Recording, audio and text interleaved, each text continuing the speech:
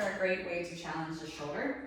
In a pain-free or relatively pain-free range, while trying to gain some strength and strengthen the tendon and resiliency of that muscle group or of the tissue that is at hand. So I want to go over a few different ways to challenge isometrics of the shoulder. So we're going to start with shoulder flexion, that is shoulder moving up overhead.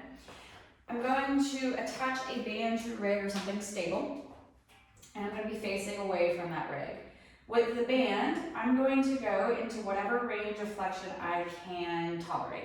So I'm moving into that range of motion, elbows staying straight. This may, in the first couple, 1 to 2 sets, create a little bit of tension, a little bit of discomfort and pain. The more we do isometrics, the less that pain should aggravate, and the ability for us to become stronger in that isometric should improve as well. So this band is kind of a tougher band, so if maybe my range of motion and my tolerance is only here, but I'm not creating any pain, I can change to a lighter band and try and get more range of motion and more range of motion. Another way that we can make this a dynamic shoulder flexion isometric is to hold it at our side and to actually walk forward, creating tension in the band while trying to resist that band from pushing me backwards. For external range of motion, that is this motion or this motion.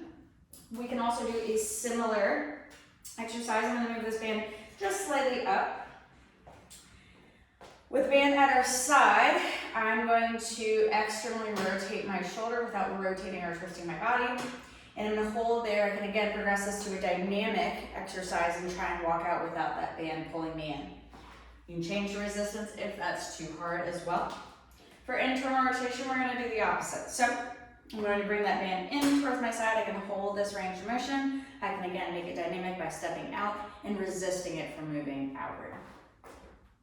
In a 90-degree shoulder flexion position, which may be more functional for whatever your sport or movement is, I can come here into a staggered stance so that my base of support is locked in, rib cage down, and I'm going to rotate into that internal range of motion. You can see my arms shaking because this is a challenging exercise, and I can walk forward, resisting my arm from moving backwards. External rotation is just the opposite. I can come here, externally rotate, trying to keep my trunk parallel with wherever the band is stabilized. I can walk backwards as well.